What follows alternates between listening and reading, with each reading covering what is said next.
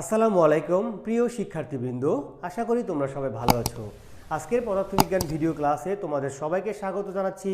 আমি মোহাম্মদ শফিকুল ইসলাম তুষার।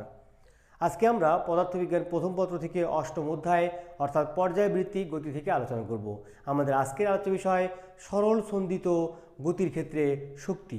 অর্থাৎ আজকের ক্লাসটিতে আমরা সরল সন্ধিত গতি সম্পন্ন কোনো কণার বা কোনো একটি বস্তুর বিভব শক্তি, গতিশক্তি এবং মোট শক্তি আমরা নির্ণয় করব। তোমরা যে যেখান থেকে আজকের ক্লাসটি দেখছো, তোমাদের সবাইকে অনেক অনেক প্রীতি এবং শুভেচ্ছা জানিয়ে আজকে ক্লাসটি শুরু করছি। তোমরা লক্ষ্য করো, এখানে একটি স্প্রিং দেখানো হয়েছে। স্প্রিংটিকে একটা দৃঢ় অবলম্বন থেকে বেঁধে ঝুলিয়ে দেওয়া হয়েছে এবং স্প্রিংয়ের নিচের প্রান্তে একটি ভর যুক্ত করা হয়েছে। এবার আমি যদি এই ভরটাকে টেনে ধরে আমি যদি এক্স পরিমাণ প্রসারিত করে এই অবস্থায় নিয়ে আসি, তারপর যদি ছেড়ে দেই, তাহলে কী হবে? স্প্রিংটি কিন্তু আবার আগের অবস্থায় ফিরে যাবে। অথবা আমরা স্প্রিংটিকে যদি দেখো এক্স পরিমাণ সংকুচিত করে আমরা এখানে নিয়ে আসি, আবার একে ছেড়ে দিই, তাহলে সে কী হবে? আগের অবস্থায় ফিরে যাবে। অর্থাৎ এই যে সংকোচন বা প্রসারণ আমরা যখন করলাম, তখন কি হয়? স্প্রিংয়ের ভেতরে একটা বিপরীতমুখী একটা বলের সৃষ্টি হয়, যে বলটা স্প্রিংকে আবার কী করে? পূর্বের অবস্থায় নিয়ে যায়। এই বলটার নাম হচ্ছে প্রত্যয়নী বল। তাহলে আমি যে বলটা প্রয়োগ করলাম এটা হচ্ছে প্রযুক্ত বল, আর স্প্রিংয়ের ভেতর থেকে যে বলটা হলো সেটা হচ্ছে প্রত্যয়নী বল। এই প্রযুক্ত বল এবং প্রত্যয়নী বল পরস্পরের সমান এবং বিপরীতমুখী। তাহলে খেয়াল করে দেখো, আমি এটাকে টেনে এখানে আনলাম, অর্থাৎ এটা হচ্ছে আমার প্রযুক্ত বল, এটাকে আমরা বললাম এফ। এবং স্প্রিংয়ের ভেতর থেকে একটা বল তার উল্টা দিকে কিন্তু কাজ করে, সেটি হচ্ছে এফএস। এটি হচ্ছে কী বল? এটি হচ্ছে প্রত্যয়নী বল। আচ্ছা, আমরা জানি যেহেতু এটা আমরা বলছি সরল সন্ধিত গতি, সুতরাং এর একটা বৈশিষ্ট্য আছে যে ত্বরণ সরণের সমানুপাতিক এবং বিপরীতমুখী। তাই এটা আমরা জানি। আবার আমরা এও জানি যে বল ত্বরণের সমানুপাতিক, অর্থাৎ ত্বরণ বাড়লে কিন্তু বল বাড়ে, তাই না? অর্থাৎ বল বৃদ্ধি করলে কিন্তু ত্বরণ বাড়ে। সুতরাং বল এবং ত্বরণ পরস্পরের সমানুপাতিক। আমরা এই এর জায়গায় আমরা কি এফ লিখতে পারি। সুতরাং এখানে আমরা এফ লিখি, এফ প্রপোর্শনাল মাইনাস এক্স বা F equal to minus K x. তাহলে এটা আমরা কী পেলাম? এটা কিন্তু আমরা পেলাম সরল সন্ধিত কণার ক্ষেত্রে একটা বল পেলাম। তাহলে আমরা লিখলাম এখানে, এই জন্য আমরা এখানে এই জিনিসটা লিখেছি যে প্রত্যয়নী বল F equal to F S equal to minus K X. ঠিক আছে? আচ্ছা, এবার তাহলে এইটা আমরা কী লিখবো? এইটা ইকুয়াল টু আমরা কে এক্স লিখবো। কেন? আমরা আগেই বলেছি যে প্রত্যয়নী বল এফ এস এবং প্রযুক্ত বল এফ পরস্পরের সমান এবং বিপরীতমুখী, সুতরাং এটা হচ্ছে মাইনাস ধরলাম আমরা। ঠিক আছে? তাহলে আমরা কী পেলাম? আমরা পেলাম হচ্ছে F equal to K x. এখন এখানে একটা ক্ষুদ্র সরণ বিবেচনা করবো। দেখো, আমি এখান থেকে এইটুকু আমরা ধরলাম, এটা ক্ষুদ্র পরিমাণ সরণ, এটা হচ্ছে ডিএক্স। তাহলে এই ক্ষুদ্র সরণের জন্য কাজও ক্ষুদ্র হবে, তাই না? ক্ষুদ্র সরণের জন্য কী হবে? কাজ কিন্তু ক্ষুদ্র হবে। আচ্ছা, একটা কথা আমি কাজ কেন বলছি, আমি কাজ কেন বের করবো, তাই না? তাহলে এই যে আমরা বললাম যে স্প্রিংটাকে আমরা টেনে লম্বা করলাম, যার ফলে স্প্রিংয়ের ভিতরে একটা শক্তি সঞ্চিত হলো। এই শক্তি সঞ্চিত হওয়ার কারণে স্প্রিংটি আবার আগের অবস্থায় ফিরে যেতে পারলো। অর্থাৎ আমি যে টেনে লম্বা করেছি, এতে আমার যে কাজ করতে হয়েছে সেই কাজটাই মূলত স্প্রিংয়ের ভেতর বিভব শক্তি হিসেবে সঞ্চিত রয়েছে। এই কারণে আমি কাজ বের করছি। সুতরাং এই যে ক্ষুদ্র প্রসারণ, আমরা কিন্তু আগে ছিল বৃহৎ প্রসারণ, এই জন্য আমি লিখেছিলাম F equal to K x. তাহলে এখন যদি ক্ষুদ্র প্রসারণ হবে, তাহলে কিন্তু কাজও ক্ষুদ্র হবে। অর্থাৎ আমরা জানি ক্ষুদ্র কাজ আমরা ধরলাম ডি ডাব্লু। ঠিক আছে? এই ক্ষুদ্র কাজটা কিন্তু ক্ষুদ্র বিভব শক্তি। ওকে, তাহলে আমরা জানি কাজ সমান বল গুণন সরণ। তাহলে বল হচ্ছে এফ আর সরণ হচ্ছে ক্ষুদ্র সরণ ডিএক্স, আমরা এখানে ধরেছি। আচ্ছা, বা তাহলে আমরা এখানে এফ এর পরিবর্তে লিখবো কে এক্স, আর এখানে আছে ডিএক্স, এটা কিন্তু ডি ইউ। ওকে, আমরা এবার এই যে আমরা এই রাশিটা পেলাম ক্ষুদ্র, কী পেলাম? ক্ষুদ্র বিভব শক্তি। এইটাকে আমরা যদি ইন্টিগ্রেশন করি, তাহলে আমরা কিন্তু পূর্ণ বিভব শক্তি পেয়ে যাব। তাহলে এখানে 0 থেকে ইউ এবং এখানে কিন্তু 0 থেকে এক্স। তাহলে 0 থেকে আমি এক্স কেন বললাম? কারণ আমার এক্স পরিমাণ সরণ ঘটেছিল। একটু খেয়াল করে দেখো যে আমি যখন স্প্রিংটিকে সাম্য অবস্থায় রেখেছিলাম, তখন কিন্তু এখানে এক্স ইকুয়াল টু 0, অর্থাৎ স্প্রিংটি কোনো প্রকার প্রসারিত হয়নি। আচ্ছা, আবার যখন স্প্রিংকে আমি টেনে এই পর্যন্ত আনলাম, তখন কিন্তু এক্স পরিমাণ প্রসারিত হয়েছে। অর্থাৎ এই জায়গায় প্রসারণ এক্সের মান হচ্ছে 0, আর এখানে প্রসারণ এক্সের মান হচ্ছে এক্স। এই কারণে আমি লিখেছি 0 থেকে এক্স। আশা করি বিষয়টা বুঝেছো। এবার আমি এটাকে ইন্টিগ্রেশন করলে কি পাবো? এখানে ইউ পাবো, আর এখানে আমি এই কেটাকে সামনে আনলাম, আর এটাকে আমরা কী করলে পাবো? X square by 2।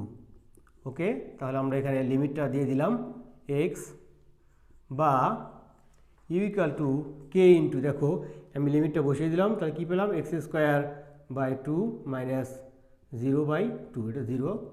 ওকে, এখানে 0 স্কোয়ারও দিতে পারো, ইউ ইকুয়াল টু কে, তাহলে এক্স স্কোয়ার বাই 2, এটা তো 0 হয়ে গেল। অতএব u equal to half k x square. এটা আমরা কী পেলাম, স্প্রিংয়ের আমরা বিভব শক্তি পেয়ে গেলাম। ঠিক আছে, তাহলে দেখো, আচ্ছা যেহেতু আমরা এটাকে বলছি সরল দোলন গতি, এবং সরল দোলন গতির ক্ষেত্রে আমরা একটা স্মরণের রাশিমালা আমরা নির্ণয় করেছিলাম এর পূর্ববর্তী ক্লাসে, সেটি ছিল x equal to A sine omega t plus delta. তাহলে এক্সের মানটা আমরা এখানে বসিয়ে দেব। তাহলে আর কী হলো, হাফ কে, আর এটা হচ্ছে এ sine omega t plus delta. আচ্ছা, তাহলে এখানে একটা সেকেন্ড ব্র্যাকেট দেওয়াটাই ভালো হবে। ওকে, এবং এটা স্কোয়ার আছে। ওকে, তাহলে half k square sine square omega টি প্লাস ডেল্টা। তাহলে এটি হচ্ছে আমাদের বিভব শক্তির রাশিমালা। ওকে, সরল সন্দিত গতি সম্পন্ন একটা বস্তুর বিভব শক্তির রাশিমালা হলো u equal to half k square sine square omega T plus delta. এবার আমরা যদি হিসেব করি যে এই বিভব শক্তিটা সর্বোচ্চ বিভব শক্তি হবে কখন, তাহলে দেখো এই রাশিমালায় অর্থাৎ 1 নং সমীকরণে আমরা দেখতে পাচ্ছি যে কে, এটা হচ্ছে একটা স্প্রিং ধ্রুবক বা বল ধ্রুবক, এটা একটা ফিক্সড রাশি, এই হচ্ছে সর্বোচ্চ বিস্তার, এটাও একটা ধ্রুবক রাশি। সুতরাং এই যে সাইন, এই সাইন থিটা, এই সাইন থিটা মানের উপরই ডিপেন্ড করছে এটা সর্বোচ্চ মান। সুতরাং আমরা জানি সাইন থিটার সর্বোচ্চ মান হচ্ছে 1। সুতরাং আমরা যদি এখানে ইউ ম্যাক্স বের করতে চাই অর্থাৎ ইউ ম্যাক্সিমাম, তাহলে হাফ কে স্কোয়ার, কারণ সাইন থিটার মান হচ্ছে 1।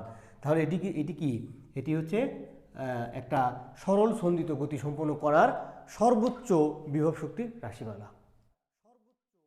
প্রিয় শিক্ষার্থীরা, এবার আমরা সরল সন্দিত গতিসম্পন্ন বস্তুটির গতিশক্তির রাশিমালা নির্ণয় করব। আমরা গতিশক্তিকে এভাবে লিখতে পারি K equal to half M V square. এখানে আমরা ভি পেলাম। ওকে, তাহলে আমরা ভিটা এখন একটু বের করে দেখি। আমরা জানি যে ভি ইকাল টু কিন্তু ডিএক্স বাই ডিটি, এটা আমরা সবাই জানি। ওকে, তাহলে আমরা এখানে ডি বাই ডিটি রাখলাম, এক্সের মান, এটা হচ্ছে এক্সের মান, এক্সের মানটা হচ্ছে কি এ sine omega t plus delta. এবার আমরা এটাকে ডিফারেন্সিয়েট করব, তাহলে এ সাইন থিটাকে ডিফারেন্সিয়েট করলে হয় কস থিটা, তাহলে কস ওমেগা টি প্লাস ডেল্টা। যেহেতু এখানে থিটার পরিবর্তে অন্য কিছু, সুতরাং এই অংশটাকে আরেকবার ডিফারেন্সিয়েট করতে হবে।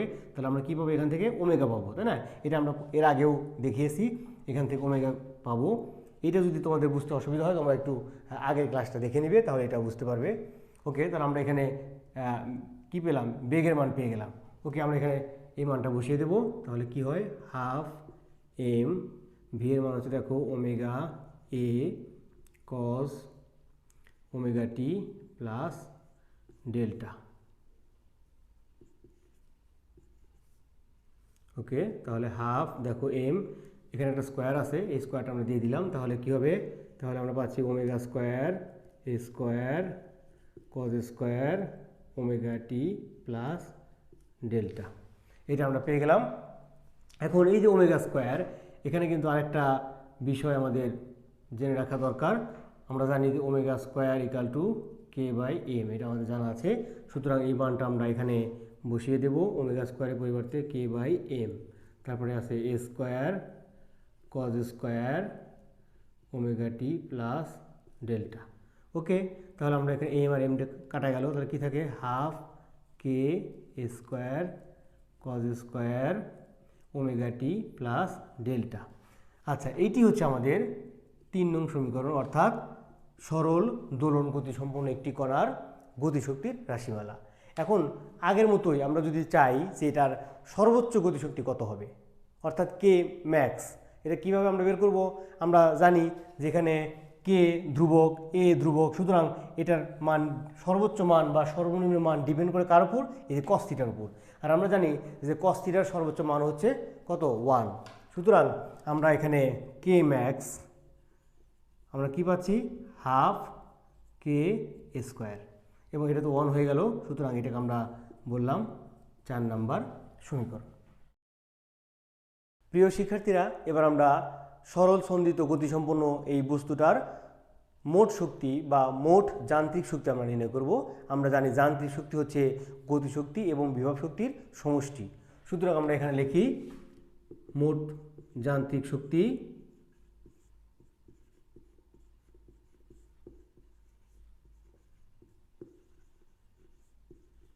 আমরা নির্ণয় করব। আমরা ই বললাম মোট শক্তিকে, এখানে আমরা ই লিখেছি।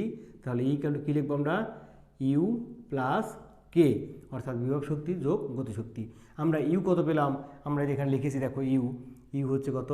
Half k square sine square omega টি প্লাস ডেল্টা, প্লাস আমরা কে কত পাবো এখানে আমরা লিখেছি, আমরা কে পেয়েছিলাম half k square cos square omega টি প্লাস ডেল্টা।